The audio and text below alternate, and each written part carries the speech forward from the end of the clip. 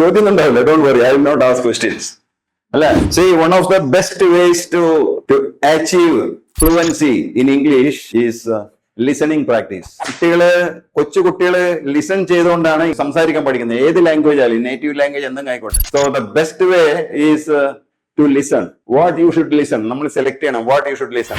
ഒരു കുട്ടിയെ സംബന്ധിച്ചിടത്തോളം ഗ്രാമർ പഠിച്ചിട്ടാണ് ഇംഗ്ലീഷ് സംസാരിക്കുന്നത്. ലിപ് മൂവ്മെന്റ് കുട്ടി ശ്രദ്ധിക്കുന്നു, ബോഡി ലാംഗ്വേജ് അമ്മയുടെ അല്ലെങ്കിൽ അച്ഛന്റെ ബോഡി ലാംഗ്വേജ് ശ്രദ്ധിക്കുന്നു, ആൻഡ് ദ ചൈൽഡ് റെസ്പോൺസ്, അല്ലെ, അതിന് കണക്കെ റെസ്പോണ്ട് ചെയ്യുന്നു. And she listens or he listens, and after some time slowly she or he tries to understand എന്താണ് പറയുന്നതെന്ന്. സോ അവിടെ ഒന്നും കുട്ടി ബുക്ക് നോക്കുന്നില്ല, ഗ്രാമർ പറയുന്നില്ല, ഒന്നുമില്ല. So you don't need the grammar to speak English. Okay, if you simply follow some listening practice.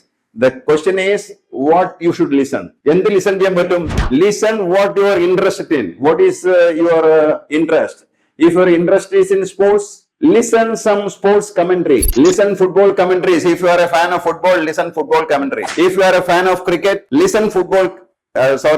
Cricket commentaries. Okay. If you are a fan of volleyball, watch volleyball. I mean, listening means it should be audible to you. അല്ലേ, നിങ്ങൾ listen ചെയ്യുന്ന പറഞ്ഞാൽ എന്താണ്? It is not a video. You are simply listening. Okay.